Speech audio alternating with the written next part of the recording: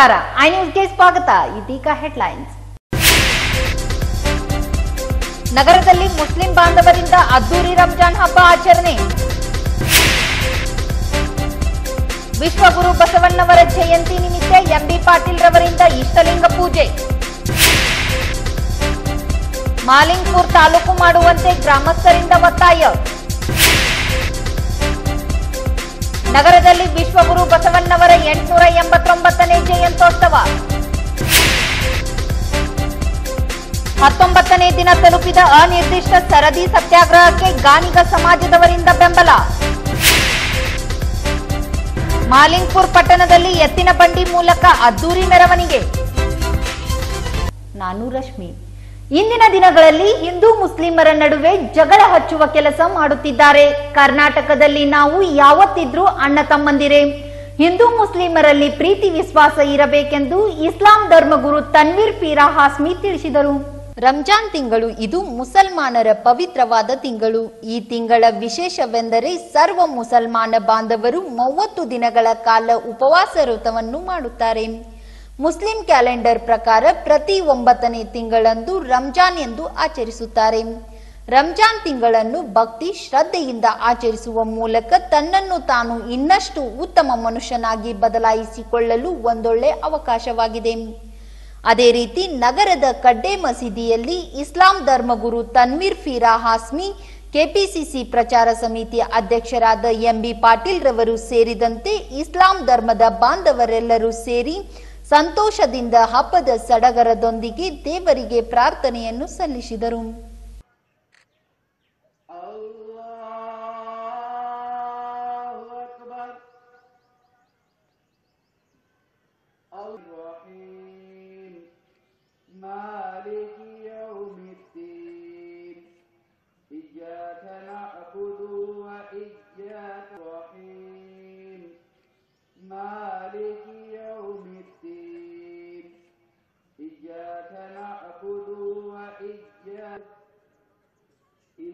قرآن الفجر كان مشهودا وقل جاء الحق وننزل من القرآن ما هو شفاء ورحمة للمؤمنين ولا سمع الله.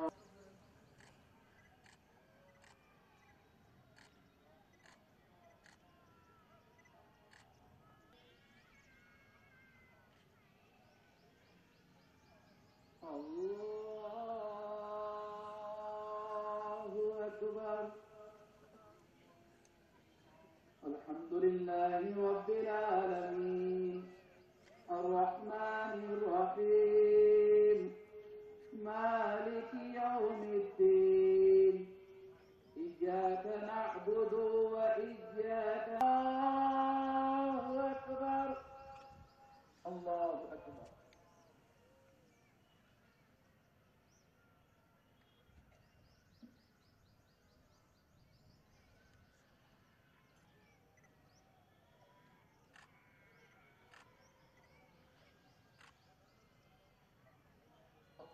أكبر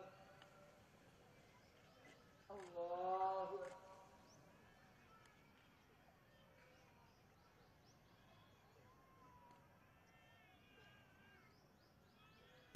ಇದೇ ವೇಳೆ ಇಸ್ಲಾಂ ಧರ್ಮಗುರು ತನ್ವೀರ್ ಪೀರಾ ಹಾಸ್ಮಿ ಮಾತನಾಡಿ, ಇಂದಿನ ದಿನಗಳಲ್ಲಿ ಹಿಂದೂ ಮುಸ್ಲಿಮರ ನಡುವೆ ಜಗಳ ಹಚ್ಚುವ ಕೆಲಸ ಮಾಡುತ್ತಿದ್ದಾರೆ.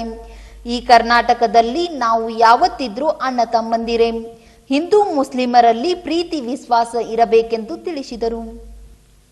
कौम का डेवलपमेंट होगा अगर हम मुत्तहिद होंगे, कौम मजबूत होगी अगर हम मुत्तहिद होंगे, कौम के मसाइल हल होंगे अगर हम मुत्तहिद होंगे, हम कौम को हर तरह की परेशानी से रोक पाएंगे. हमारा इख्तिलाफ हमें ले डूबेगा, हमारा इख्तिलाफ हमें तबाह बर्बाद कर देगा. इसके लिए जरूरी है कि हम इन उमूर पर खास तौर पर तवज्जो करें.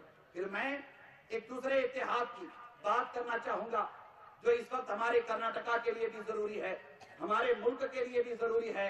और वो इत्तेहाद, वो भाईचारा, वो कौमी यकजहती हिंदू और मुसलमानों के दरमियान है. हिंदू और मुसलमानों को मुत्तहिद होना होगा, हिंदू और मुसलमानों को भाईचारे के साथ रहना पड़ेगा. हिंदू और मुसलमानों को प्यार मोहब्बत के साथ बीजापुर में सुबह, यहाँ जो बड़े बड़े हजरात हैं, सीनियर हजरात बैठे हुए हैं, बुजुर्ग हजरात बैठे हुए हैं, आप में से बहुत सारों को मालूम होगा आजकल जैसे माहौल बनाया गया है कि हिंदू को मुसलमान से लड़ाया जा रहा है, मुसलमान को हिंदू से लड़ाया जा रहा है, इस तरह के हालात पैदा करके सुबह कर्नाटका में बदअमनी का माहौल बनाया गया है, बड़े अजीबोगरीब हालात पैदा किए गए हैं।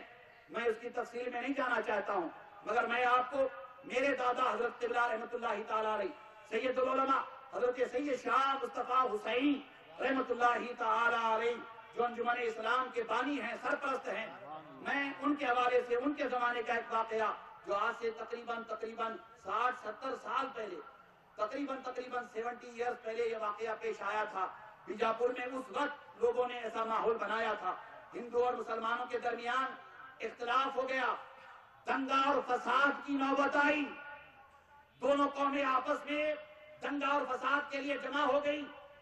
डर था, खौफ था कि खून रेजी होगी, डर था, खौफ था कि दोनों कौमें आपस में लड़ पड़ेंगे, एक तरफ मुसलमान एक तरफ हिंदू।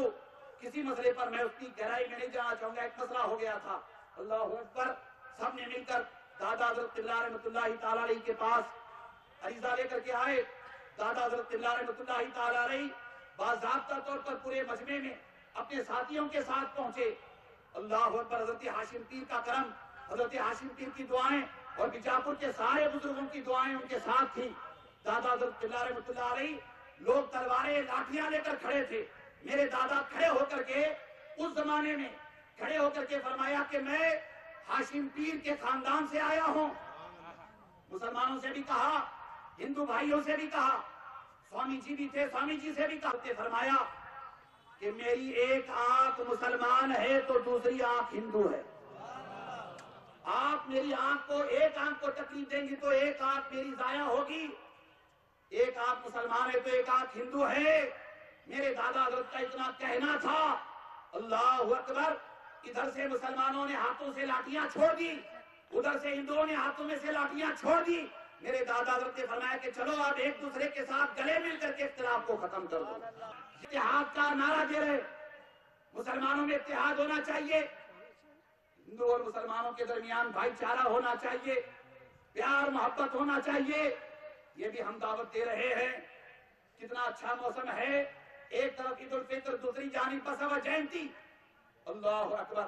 मैं बताना चाहूंगा कि बसवन्ना बसवेश्वर जिन्हें कहा जाता है, जिनकी आज जयंती मनाई जा रही है, आप उन्हें पढ़े, उनकी किताबों को पढ़े तो पता चलेगा उन्होंने कैसे अकीदा तौहीद को अपनी किताबों में बयान किया है। उनकी जो तालीमात है, उनकी तालीमात में अकीदा तौहीद, अकीदा आखिरत का बड़ा जबरदस्त तस्वुर पेश किया गया है।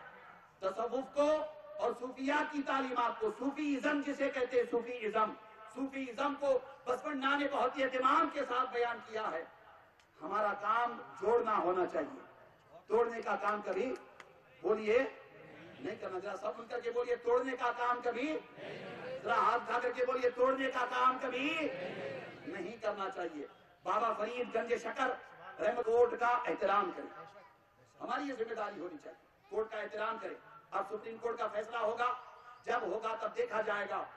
आपसे मेरी गुजारिश है, चाहे वो हिजाब का मसला हो, लाउड स्पीकर में अजान का मसला हो, हलाल हराम झटके गोश्त का मसला हो, इस तरह के जितने मसाइल आते हों, मेरी आप सबसे, नौजवानों से, और मेरा पैगाम जहां तक जा रहा है, मैं सबसे गुजारिश करना चाहूंगा कि आप जो भी काम करना चाहें कानून के दायरे में रहकर करें। हमारे देश में संविधान, कॉन्स्टिट्यूशन है, कॉन्स्टिट्यूशन ऑफ इंडिया से बड़ा कोई नहीं है, हमारे देश के तिरंगे से बड़ा कोई नहीं है।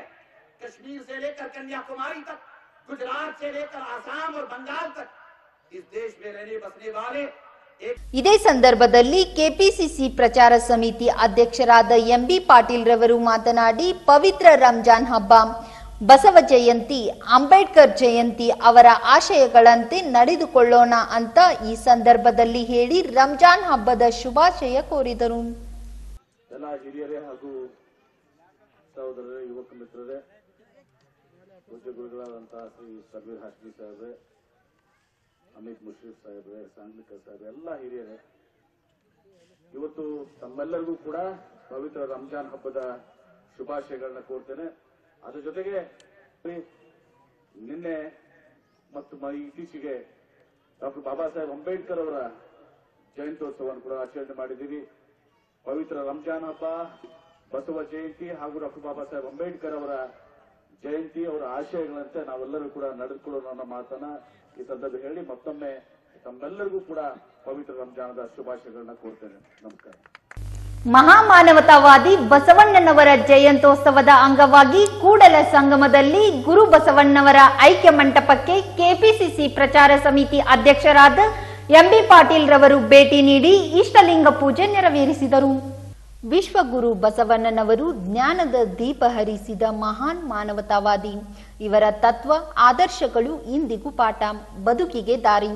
ಬಸವ ಜಯಂತಿ ನಿಮಿತ್ತ ಕೂಡಲ ಸಂಗಮದಲ್ಲಿ ಗುರು ಬಸವಣ್ಣನವರ ಐಕ್ಯ ಮಂಟಪಕ್ಕೆ ಕೆಪಿಸಿಸಿ ಪ್ರಚಾರ ಸಮಿತಿ ಅಧ್ಯಕ್ಷರಾದ ಎಂಬಿ ಪಾಟೀಲ್ ರವರು ಭೇಟಿ ನೀಡಿ ಪರಮ ಪೂಜ್ಯ ಜಗದ್ಗುರು ಶ್ರೀ ಬಸವಜಯ ಮೃತ್ಯುಂಜಯ ಮಹಾಸ್ವಾಮಿಗಳ ಸಾನ್ನಿಧ್ಯದಲ್ಲಿ ಓಂ ಶ್ರೀ ಬಸವಲಿಂಗಾಯ ನಮಃ, ದಯವಿಲ್ಲದ ಧರ್ಮವ್ಯಾವುದಯ್ಯ, ದಯವೇ ಬೇಕು ಸರ್ವ ಪ್ರಾಣಿಗಳೆಲ್ಲರಲ್ಲಿ, ದಯವೇ ಧರ್ಮದ ಮೂಲವಯ್ಯ ಎಂದು ಇಷ್ಟಲಿಂಗ ಪೂಜೆ ಹಾಗೂ ಧ್ಯಾನ ಮಾಡಿದರು. ದಯವಿಲ್ಲದ ಧರ್ಮ ಅದಾವುದಯ್ಯ, ದಯವೇ ಬೇಕು ಸರ್ವ ಪ್ರಾಣಿಗಳೆಲ್ಲರಲ್ಲಿ, ದಯವೇ ಧರ್ಮದ ಮೂಲವಯ್ಯ. ಬಸವಲಿಂಗಾಯ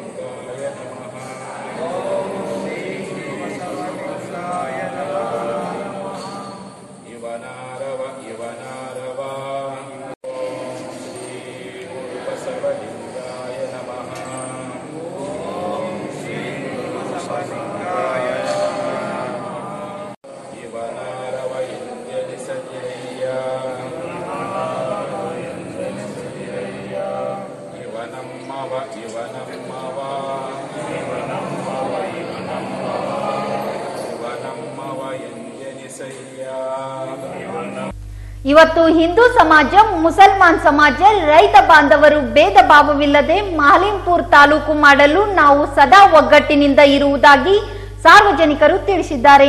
ಮಾಲಿಂಪುರ್ ತಾಲೂಕು ಹೋರಾಟ ಸಮಿತಿ ಮಾಡಲು ಇವತ್ತು 20 ದಿನಗಳು ಮುಂದುವರೆದಿದ್ದು, ಇವತ್ತು ಹಿಂದೂ ಸಮಾಜದಿಂದ ಹೋರಾಟಗಾರರು ಭಾಗಿಯಾಗಿದ್ದಾರೆ. ಇವತ್ತು ಹಿಂದೂ ಸಮಾಜ, ಮುಸಲ್ಮಾನ್ ಸಮಾಜ, ರೈತ ಬಾಂಧವರು ಭೇದವಿಲ್ಲದೆ ಮಾಲಿಂಪುರ್ ತಾಲೂಕು ಮಾಡಲು ನಾವು ಸದಾ ಒಗ್ಗಟ್ಟಿನಿಂದಿರುವುದಾಗಿ ಸಾರ್ವಜನಿಕರು ತಿಳಿಸಿದರು. ಇದೇ ವೇಳೆ ಪಕಾಲಿ ಮಾತನಾಡಿ, ಸತತವಾಗಿ 30 ವರ್ಷಗಳಿಂದ ಹೋರಾಟ ಮಾಡುತ್ತಾ ಬಂದರೂ ಕೂಡ ಯಾವುದೇ ಪ್ರಯೋಜನ ಆಗಿಲ್ಲ.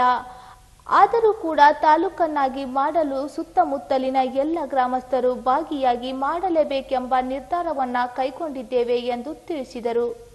ರಂಜಾನ್ ಹಬ್ಬ ಮತ್ತು ಬಸವ ಜಯಂತಿ, ಅಕ್ಷಯ ತೃತೀಯ ಮೂರು ಒಂದೇ ಸಾರಿ ಕೂಡಿ ಬಂದವು.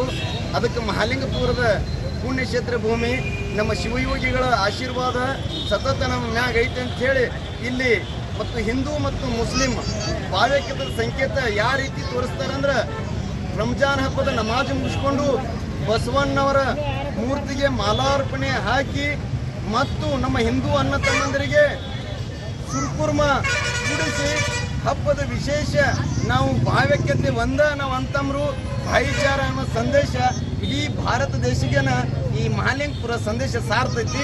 ಅದಕ್ಕೋಸ್ಕರ ನಾವು ಈ ಸಂದೇಶ ಬಸವಣ್ಣವ್ರದ್ದು ಇವನ್ ಯಾರಯ್ಯ ಇವ ನಮ್ಮವ ಅನ್ನುವ ಗೋವಾಕ್ಯ ಇಡೀ ಜಗತ್ತಿನಾದ್ಯಂತ ಈ ಪದವನ್ನು ಹರಡಿಸುತ್ತೀವಿ. ಹಿಂದೂ ಮುಸ್ಲಿಂ ಏಕತಾ ಇದೆ, ದಯವಿಟ್ಟು ಹೇಟ್ ಸ್ಪೀಚ್ ಮಾಡಬಾರ್ದಂತೇಳಿ ಭಾರತದಲ್ಲಿ ನಾವು ಮನವಿ ಮಾಡ್ಕೊತೀವಿ. ನಂತರ ನಬಿ ಕಾಸ್ಬಿ ಮಾತನಾಡಿ, ಯಾವುದೇ ಜಾತಿಗಳನ್ನು ನೋಡದೆ ನಾವು ಹೋರಾಟ ಮಾಡುತ್ತಿದ್ದೇವೆ. ತಾಲೂಕು ಆಗದಿದ್ದರೆ ಮುಂದೆ ನಾವು ಉಗ್ರವಾಗಿ ಹೋರಾಟ ಮಾಡುತ್ತೇವೆಂದು ತಿಳಿಸಿದರು. ಹೋರಾಟಕ್ಕೆ ಸತತವಾಗಿ ಬೆಂಬಲಿಸ್ತಾ ಇದ್ದೀವಿ. ನಾವು ಇನ್ನು 4-5 ದಿನದ ಒಳಗೆ ನಮ್ಮ ಮಾಲಿಂಗಪುರದ ಬಹಳಷ್ಟು ನೂರಾರು ಸಂಖ್ಯೆಯಲ್ಲಿ ಮುಸ್ಲಿಮರು ಬಂದು ಈ ಹೋರಾಟದಲ್ಲಿ ಧರಣಿ ಸತ್ಯಾಗ್ರಹದಲ್ಲಿ ನಾವು ಕುಳಿತು ಈ ತಾಲೂಕು ಆಗುವವರೆಗೆ ನಾವು ಬೆಂಬಲಿಸ್ತೀವಿ ಅಂತ ನನ್ನ ಮಾತುಗಳನ್ನ ಹೇಳ್ತೀನಿ. ಇದೇ ಸಂದರ್ಭದಲ್ಲಿ ಗುರುಲಿಂಗಯ್ಯ ಮಠಪತಿ ಮಾತನಾಡಿ ಮಹಾಲಿಂಗಪುರಕ್ಕೆ ವಂಚನೆ ಆಗಿದ್ದು ಎಲ್ಲ ರಾಜಕಾರಣಿಯ ಮೊದಲ ತಪ್ಪು. ರಾಜಕಾರಣಿ ಮಹಾಲಿಂಗಪುರದ ಮಧ್ಯಭಾಗದಿಂದ ಸರ್ವೆ ಮಾಡಿ ನೋಡಿದರೆ 1,30,000 ಜನಸಂಖ್ಯೆಗೆ ಎಲ್ಲ ಆರೋಪ ಇದ್ರೂ ಕೂಡ ಈ ತಾಲೂಕು ಆಗುತ್ತೆ ಎಂಬ ಅಭಿಪ್ರಾಯ ಇದ್ರೂ ಕೂಡ ಇನ್ನೂವರೆಗೂ ತಾಲೂಕು ಆಗಿಲ್ಲ ಎಂದು ತಿಳಿಸಿದರು. ವರ್ಷದಿಂದ ಹೋರಾಟದ ಒಂದು ರೂಪರೇಷೆ ಹಾಕುತ್ತಾ ಬಂದರೂ ಕೂಡ ಸರ್ಕಾರ ಈ ಕಡೆ ಗಮನ ಕೊಟ್ಟಿಲ್ಲ. ತರಾತುರಿಯೊಳಗ ತಮ್ಮದೇ ಆದಂಥ ಒಂದು ಇಲೆಕ್ಷನ್ ಪೈರಕ್ಕೆ ಒಂದು ಯಾವುದನ್ನ ಏನೋ ಘೋಷಣೆ ಮಾಡಿ ಮಹಾಲಿಂಗಪುರಕ್ಕೆ ವಂಚನೆ ಆಗಿದ್ದು ಎಲ್ಲ ರಾಜಕಾರಣಿಗಳ ಮೊದಲ ತಪ್ಪು. ರಾಜಕಾರಣ ಮಹಾಲಿಂಗಪುರದ ಮಧ್ಯಭಾಗದ ಒಂದು ಸರ್ವೆ ಮಾಡಿ ನೋಡಿದಾಗ 1,30,000 ಜನಸಂಖ್ಯೆ ಮಧ್ಯಭಾಗದಲ್ಲಿರುವಂಥ ಮಹಾಲಿಂಗಪುರಕ್ಕೆ ಎಲ್ಲ ಅರ್ಹತೆ ಇದ್ದರೂ ಕೂಡ ಸುತ್ತಮುತ್ತಲಿನ ಎಲ್ಲ ರೈತರು ಈ ತಾಲೂಕು ಆದ್ರೆ ನಮಗೆ ಅನುಕೂಲ ಆಕೈತಿ ಅನ್ನುವಂಥ ಅಭಿಪ್ರಾಯ ಕೊಟ್ಟರೂ ಕೂಡ ಇವತ್ತಿನ ತನಕ ನಾವು ಈಗ 20 ವರ್ಷದಿಂದ ಕೂಡ ನಾನು ಹೋರಾಟದಲ್ಲಿ ಇದ್ದೀನಿ. ಮಾವಸ್ವಾಮಿ ದರ್ಗಾಕ್ಕೆ ಒಂದು ದೊಡ್ಡ ಪೆಂಡಲ್ ಹಾಕಿತ್ತು. ಅಲ್ಲಿಂದ ಇಲ್ಲಿಯವರೆಗೆ ಮಹಾಲಿಂಗಪುರದೊಳಗೆ ಏನಾಗಿತ್ತು ಅಂದರೆ ರಾಜಕೀಯ ಇಚ್ಛಾಶಕ್ತಿ ಕೊರತೆಯಿಂದ ಈ ತಾಲೂಕು ನಮ್ಮಲ್ಲಿ ಹಿಂದಾಗಿ ಉಳಿದಕ್ಕೆ ಈಗ ಹೋರಾಟದ ರೂಪರೇಷೆ ಹಾಕೊಂಡಿದ್ದು ತಾಲೂಕು ಆಗೋರಿಗೆ ಯಾವುದೇ ಕಾರಣಕ್ಕೆ ಹಿಂದೆ ಸರಿದಿಲ್ಲ ಅನ್ನುವಂಥ ಮಾತನ್ನ ನೇರವಾಗಿ ಮಹಾಲಿಂಗಪುರದ ಹಾಗೂ ಸುತ್ತಮುತ್ತಲಿನ ಎಲ್ಲ ಹಳ್ಳಿ ಬಾಂಧವರು ಗಟ್ಟಿ ನಿರ್ಧಾರ ಮಾಡ್ಯಾರ. ಯಾವ ರೀತಿಯ ಹೋರಾಟ ಆದರೂ ಸರಿ ತಾಲೂಕು ತಗೊಂಡೋಗ್ತಿರ್ತೀವಿ ಅನ್ನುವಂಥ ಒಂದು ಗಟ್ಟಿ ನಿರ್ಧಾರಕ್ಕೆ ನಿಂತಾರ. ಮಹಾಲಿಂಗಪುರದೊಳಗೆ ಜಾಗದ ಕೊರತೆ ಇಲ್ಲ, ವ್ಯಾಪಾರದ ಕೊರತೆ ಇಲ್ಲ. ಈಗಾಗಲೇ ಸ್ಟೇಟ್ ಬಂದೈತಿ. ನಮ್ಮದು ಕರ್ನಾಟಕ ರಾಜ್ಯದೊಳಗೆ ಮೊದಲನೇ ಸ್ಥಾನದಲ್ಲಿರುವಂಥ ಬೆಲ್ಲದ ಮಾರುಕಟ್ಟೆ ಇದ್ರೂ ಕೂಡ ಈ ಒಂದು ವ್ಯಾಪಾರೀಕರಣ ಡೆವಲಪ್ಮೆಂಟ್ ನೋಡಿ ಮಣ್ಣಿ SR ಪಾಟೀಲ್ರು ಕೂಡ ಒಂದು ನಮ್ಮ ತಾಲೂಕು ಆಗಬೇಕಾಗಿತ್ತಲ್ಲ ಹಾಗೆ ತಿಳ್ಕೊಂಡಿದ್ದೆ ಅಂತ ಹೇಳ್ತಾರ. ಅದಕ್ಕೆ ದಯವಿಟ್ಟು ಎಲ್ಲರಿಗೂ ಒಂದು ಸರ್ವೇದೊಳಗೆ ಬಂದು ಮಹಾಲಿಂಗಪುರ ತಾಲೂಕು ಹೋರಾಟ ಆಗಲೇಬೇಕು ಅನ್ನುವಂಥ ಒಂದು ಒತ್ತಾಯಕ್ಕೆ ಸರ್ಕಾರ ಮನ್ನಣೆ ಕೊಡಬೇಕು. ಒಂದು ವೇಳೆ ಕೊಡದೇ ಇದ್ರೆ ಉಗ್ರ ಹೋರಾಟ ಆದ್ರೂ ಸಹಿತ ತಗೊಂಡು ನಾವು ತೀರ್ಥ ಹೇಳೋದು ಈ ಮೂರು ಹೇಳ್ತೀವಿ. ಬದುಕಿಗೆ ದಾರಿ ತೋರಿದ ಕ್ರಾಂತಿಯೋಗಿ, ಜಗತ್ತಿಗೆ ಜ್ಞಾನದ ಬೆಳಕು ಚೆಲ್ಲಿದ ವಿಶ್ವಗುರು, ಕಾಯಕವೇ ಕೈಲಾಸ ಎಂದು ಸಾರಿದ ಬಸವಣ್ಣನವರ 889ನೇ ಜಯಂತಿಯನ್ನು ನಗರದಲ್ಲಿ ಅದ್ದೂರಿಯಾಗಿ ಆಚರಿಸಲಾಯಿತು. ಕರ್ನಾಟಕದ ಪಾಲಿಗೆ 12ನೇ ಶತಮಾನ ಎಂಬುದು ಬಹಳ ಮಹತ್ವದ್ದು. ಸಮಾಜದಲ್ಲಿ ಬಹುದೊಡ್ಡ ಬದಲಾವಣೆಯ ಹೊಸ ಚಿಂತನೆ ರೂಪುಗೊಂಡ ಕಾಲವದು. ಸಾಮಾಜಿಕ ಅಸಮಾನತೆ, ಜಾತಿ ವ್ಯವಸ್ಥೆ ಸೇರಿದಂತೆ ಹಲವು ಅನಿಷ್ಟ ಪದ್ಧತಿಗಳು ಆಚರಣೆಯಲ್ಲಿದ್ದ ಕಾಲದಲ್ಲಿ ಬಸವಣ್ಣನವರು ತಮ್ಮ ಸರಳ ವಚನಗಳ ಮೂಲಕ ಸಮಾಜದಲ್ಲಿ ಬದಲಾವಣೆಯನ್ನು ತರಲು ಪ್ರಯತ್ನಿಸಿದ್ದರು. 12ನೇ ಶತಮಾನದ ಬಹುದೊಡ್ಡ ಸಮಾಜ ಸುಧಾರಕರಾದ ಬಸವಣ್ಣನವರ 889ನೇ ಜಯಂತ್ಯೋತ್ಸವವನ್ನು ನಗರದ ಬಸವೇಶ್ವರ ವೃತ್ತದಲ್ಲಿ ಬಸವೇಶ್ವರ ಪುತ್ಥಳಿಗೆ ಹೂಮಾಲೆ ಹಾಕಿ ಪೂಜೆ ಸಲ್ಲಿಸುವ ಮೂಲಕ ಆಚರಿಸಲಾಯಿತು. ಇದೇ ವೇಳೆ ನಾಡಗೌಡ ಪೆಟ್ರೋಲಿಯಂಸ್ ರವರಿಂದ ಪ್ರಸಾದ ಸೇವೆ ಏರ್ಪಡಿಸಲಾಗಿತ್ತು. ಇದೇ ಸಂದರ್ಭದಲ್ಲಿ ಮಡಿವಾಳ ಯಾಳವಾಡ್ ಮಾತನಾಡಿ, ವಿಜಯಪುರ ಜಿಲ್ಲೆಯು ಬಸವಣ್ಣನವರ ಪುಣ್ಯಭೂಮಿ. ಅವರ ಜಯಂತಿಯನ್ನು ವಿಜೃಂಭಣೆಯಿಂದ ಆಚರಿಸುತ್ತಾರೆ. ಬಸವಣ್ಣನವರು ಸಾಮಾಜಿಕ ಕ್ರಾಂತಿಕಾರರು, ಹರಿಕಾರರು, ಪ್ರತಿಯೊಂದು ಸಮುದಾಯದ ಏಳ್ಗೆಗಾಗಿ ಪ್ರಯತ್ನಿಸಿ ತ್ಯಾಗ ಮಾಡಿದ ಮಹಾನ್ ವ್ಯಕ್ತಿ ಎಂದು ತಿಳಿಸಿದರು. ಇವತ್ತು ವಿಜಯಪುರ ಜಿಲ್ಲೆಯು ಬಸವಣ್ಣನವರ ಪುಣ್ಯಭೂಮಿ. ಅವರ ಜಯಂತಿಯನ್ನು ತುಂಬ ವಿಜೃಂಭಣೆಯಿಂದ ಆಚರಿಸುತ್ತಾರೆ. ಬಸವಣ್ಣನವರು ಒಬ್ಬ ದೊಡ್ಡ ಸಾಮಾಜಿಕ ಕ್ರಾಂತಿಕಾರರು, ಹರಿಕಾರರು, ಪ್ರತಿಯೊಂದು ಸಮುದಾಯದ ಏಳಿಗೆಗೆ ಪ್ರಯತ್ನಿಸಿ ತ್ಯಾಗ ಮಾಡಿದಂಥ ಮಹಾನ್ ವ್ಯಕ್ತಿಯವರು. ವಿಶ್ವಗುರುವಿನ ಮಟ್ಟಕ್ಕೆ ಬೆಳೆದು ನಿಂತಿರುವರು.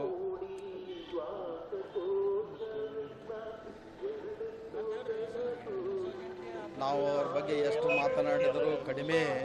ಸೊ ಆ ಪುಣ್ಯ ಪುರುಷನಿಗೆ ನಮ್ಮ ಹೃತ್ಪೂರ್ವಕ ಅಭಿನಂದನೆಗಳು ಮತ್ತು ಧನ್ಯವಾದಗಳು. ಸೊ ಅವರ ಚಿಂತನೆಗಳು ನಮ್ಮ ನೆಲದಲ್ಲಿ ಯಾವತ್ತೂ ಜೀವಂತವಾಗಿರುತ್ತವೆ. ಸೊ ಅವರನ್ನು ನಾವು ನೆನೆದಿದ್ದರೂ ಅವರನ್ನು ನಮ್ಮನ್ನು ಪೋಷಿಸುವ ಗುಣಗಳು ನಮ್ಮಲ್ಲಿ ಬಿತ್ತಿ ಹೋಗಿರುವರು. ಸೊ ಅಂಥ ಪುಣ್ಯ ಪುರುಷರನ್ನು ಕಾಣಲು ನಾವು ಭಾಗ್ಯವಂತರು. ನಂತರ ಬಸವಣ್ಣನವರ ಭಕ್ತ ಮಾತನಾಡಿ, ಇಂದು ವಿಶ್ವಗುರು ಬಸವಣ್ಣನವರ ಜನ್ಮ ದಿನವನ್ನು ನಾವೆಲ್ಲರೂ ವಿಜೃಂಭಣೆಯಿಂದ ಆಚರಿಸುತ್ತಿದ್ದೇವೆ.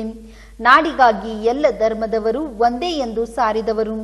ಬಸವಣ್ಣನವರ ಪುಣ್ಯ ಭೂಮಿಯಲ್ಲಿ ನಾವೆಲ್ಲರೂ ಹುಟ್ಟಿದ್ದು ನಮ್ಮೆಲ್ಲರಿಗೂ ತುಂಬಾ ಖುಷಿಯಾಗಿದೆ ಎಂದು ತಿಳಿಸಿದರು.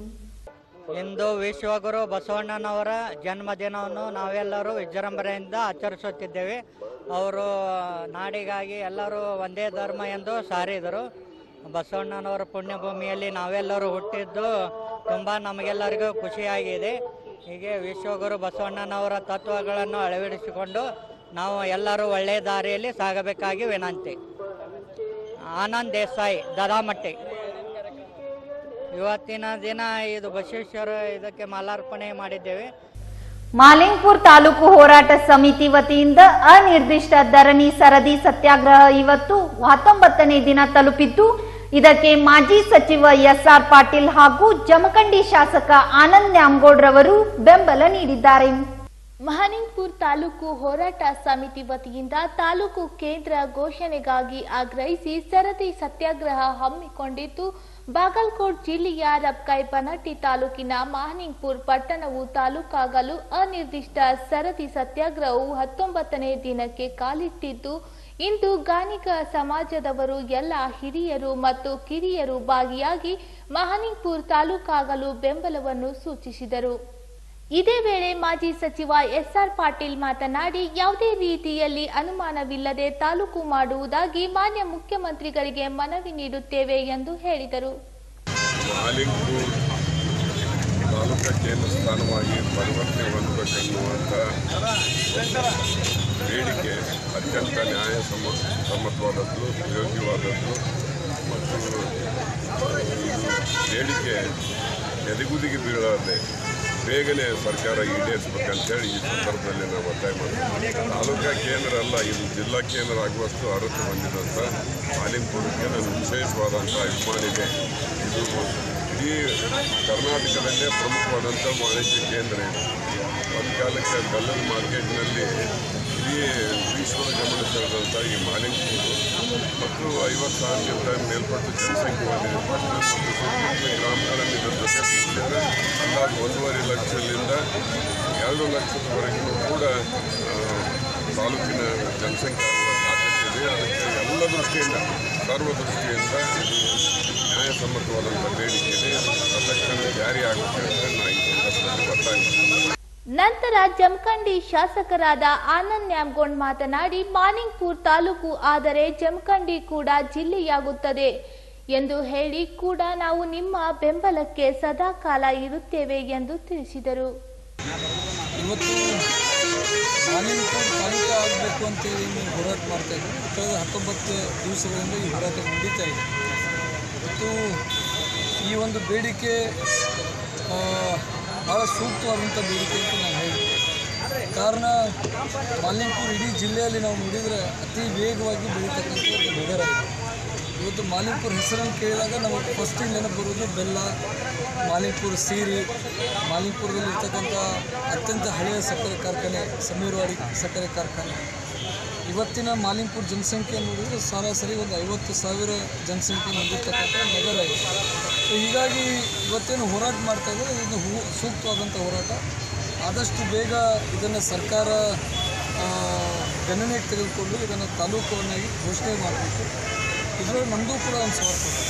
ಅದೇನಪ್ಪ ಅಂತಂದರೆ ಜಮಖಂಡಿ ಜಿಲ್ಲೆ ಆಗಬೇಕು ಅಂಥೇಳಿ ನಾವು ಕೂಡ ಹೋರಾಟವನ್ನು ಮಾಡ್ತಾಯಿದ್ದೀವಿ.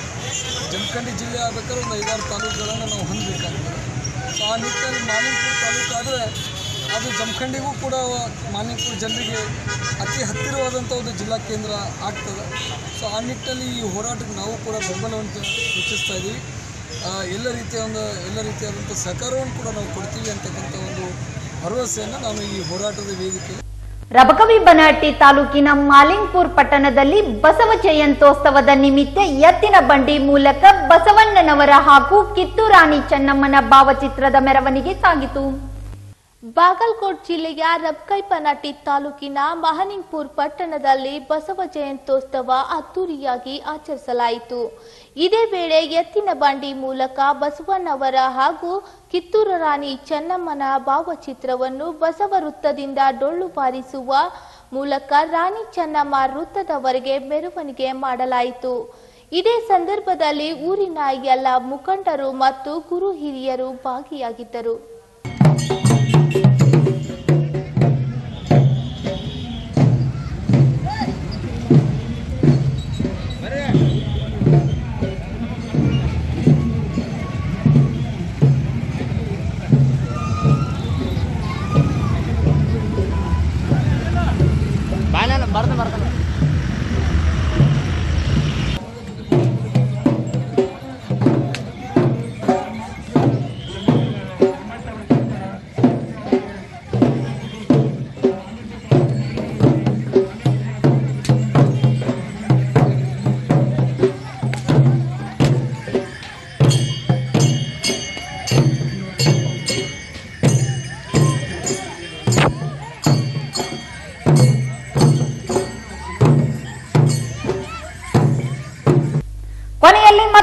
ಹೆಡ್ಲೈನ್ಸ್. ನಗರದಲ್ಲಿ ಮುಸ್ಲಿಂ ಬಾಂಧವರಿಂದ ಅದ್ದೂರಿ ರಂಜಾನ್ ಹಬ್ಬ ಆಚರಣೆ.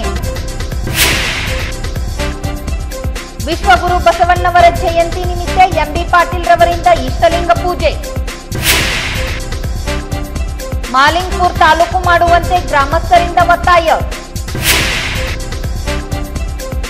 ನಗರದಲ್ಲಿ ವಿಶ್ವಗುರು ಬಸವಣ್ಣವರ 889ನೇ ಜಯಂತ್ಯೋತ್ಸವ. 19ನೇ ದಿನ ತಲುಪಿದ ಅನಿರ್ದಿಷ್ಟ ಸರದಿ ಸತ್ಯಾಗ್ರಹಕ್ಕೆ ಗಾಣಿಗ ಸಮಾಜದವರಿಂದ ಬೆಂಬಲ.